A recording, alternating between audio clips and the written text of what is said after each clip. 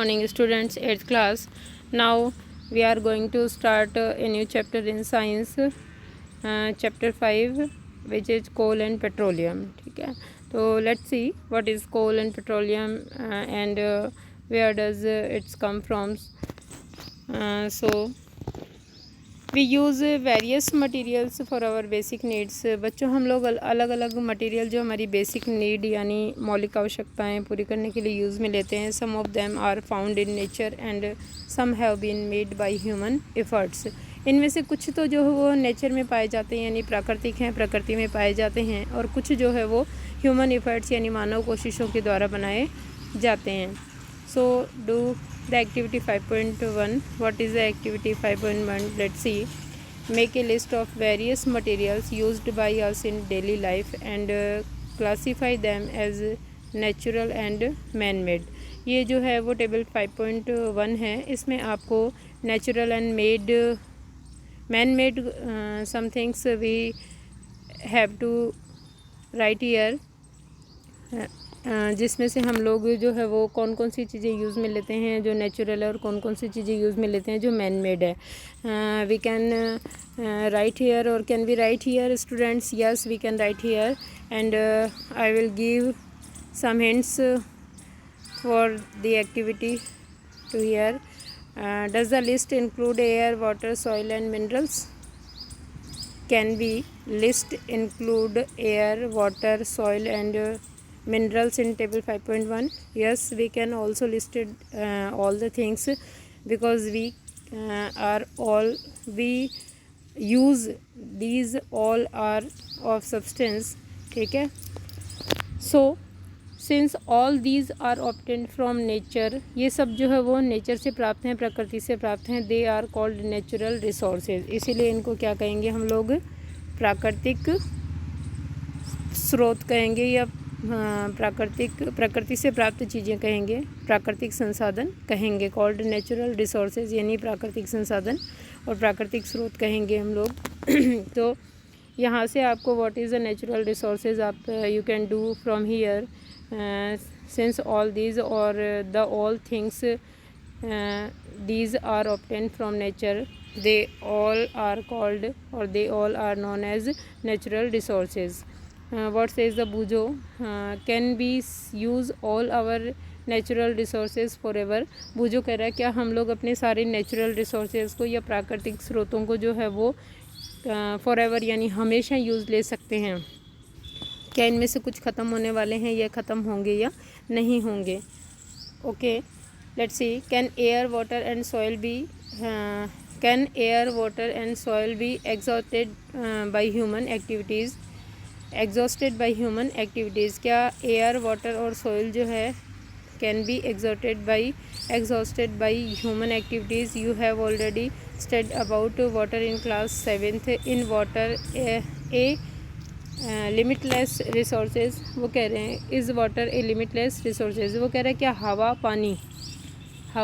और पानी और मृदा जो है वो मानव कृत्यों के द्वारा या मानव द्वारा किए गए क्रियाकलापों के द्वारा समाप्त होने वाले हैं.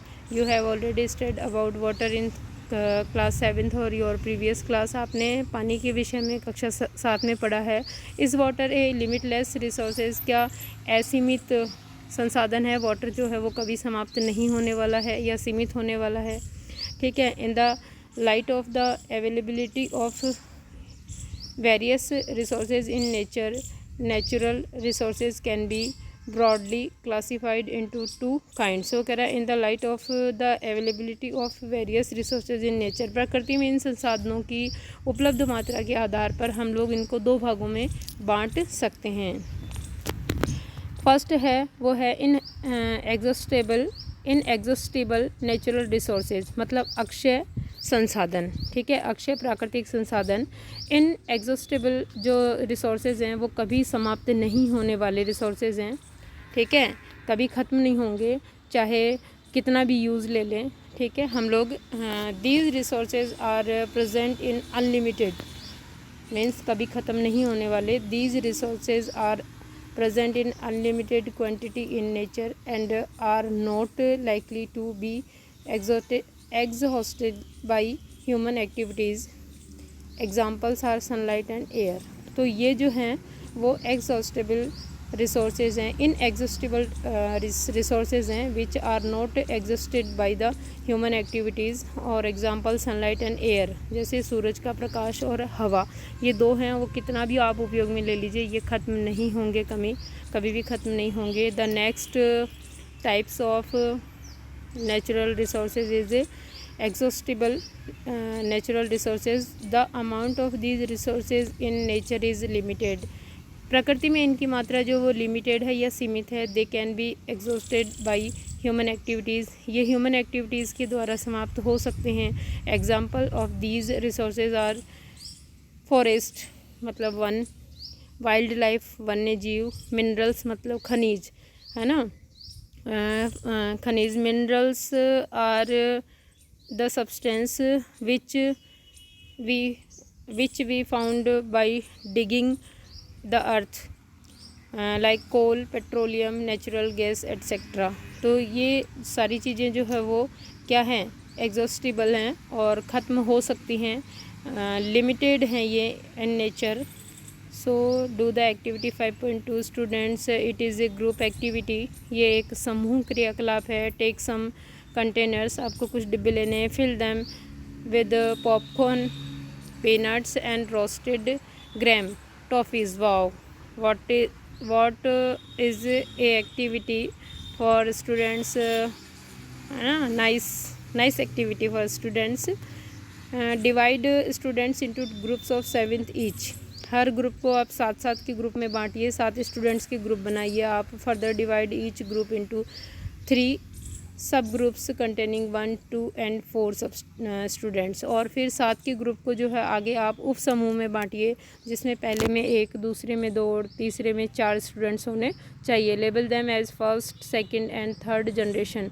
और the all groups we labelled first, second and third generation. इन ग्रुप्स पे हम लोगों को फर्स्ट, सेकंड और थर्ड जनरेशन का लेबल लगाना है, यानी हम लोग इनको जानेंगे पहली, दूसरी और तीसरी पीढ़ी के रूप में, थर्ड जनरेशन रिस्पेक्टिवली।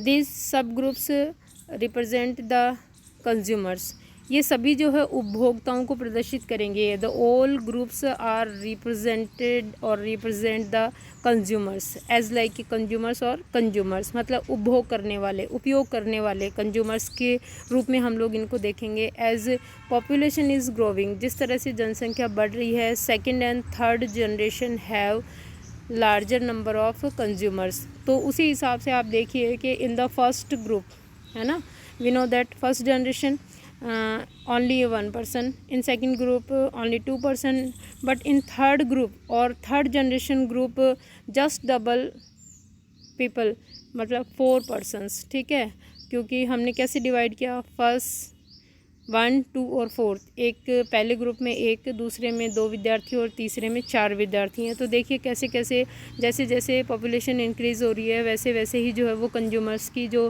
क्वांटिटी या कंज्यूमर्स का नंबर ऑफ़ कंज्यूमर्स भी इंक्रीज़ हो रहा है।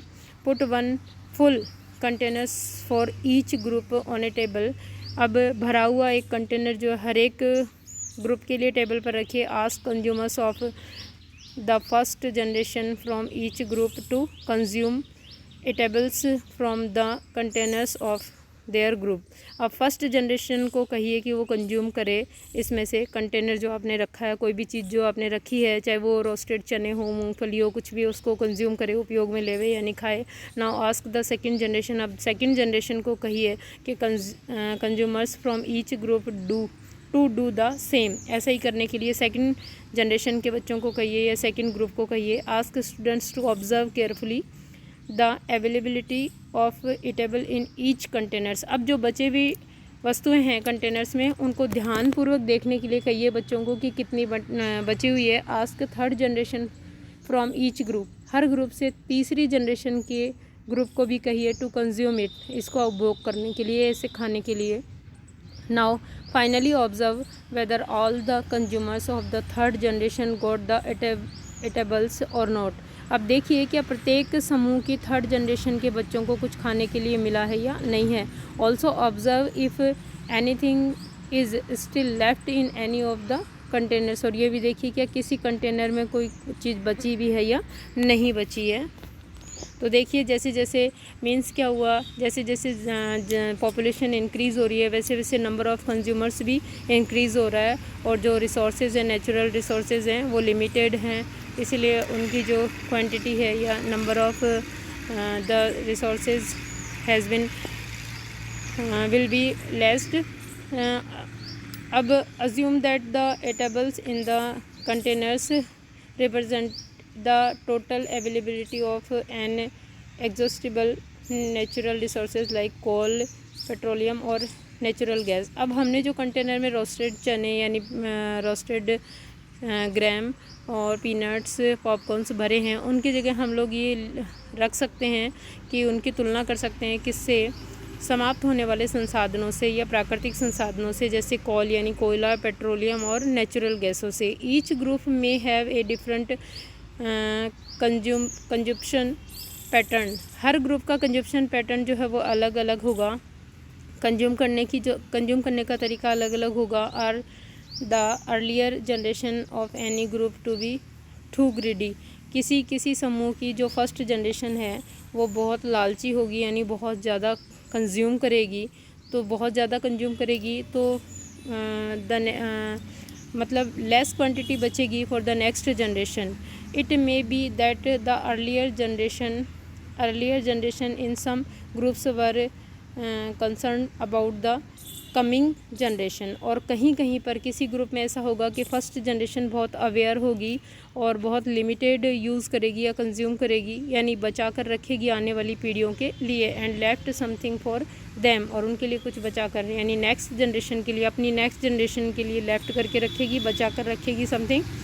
इन this chapter we will learn about some exhaustible natural resources. इस चैप्टर में हम लोग कुछ एग्जॉस्टिबल नेचुरल रिसोर्सेज के बारे में ही पढ़ेंगे, यानी ख़त्म होने वाले या सीमित संसाधनों के, प्राकृतिक संसाधनों के बारे में पढ़ेंगे, like coal, petroleum and natural gas, जैसे कि कोयला, पेट्रोलियम और natural gas. These were formed from the dead remains और ऑफ लिविंग ऑर्गेनिज्म और फॉसिल्स। सो ये जो है वो वनस्पति और जीवों के मृत शरीरों या अवशेषों से बने हैं। मृत शरीर या अवशेषों को हम फॉसिल्स कह सकते हैं। These are all known as fossils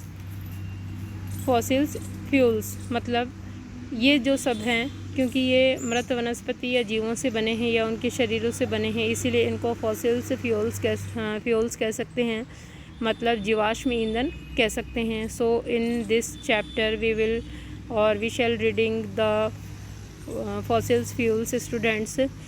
So in your next video we will study the coal and where's the coal comes from, coal जो है वो कहाँ से आया, means story of coal we will read in the next video on tomorrow. Okay students, यहाँ से आप लोग जो है वो you will do in copy the both type of natural resources, inexhaustible or exhaustible resources with the example, and table 5.1 is also okay students.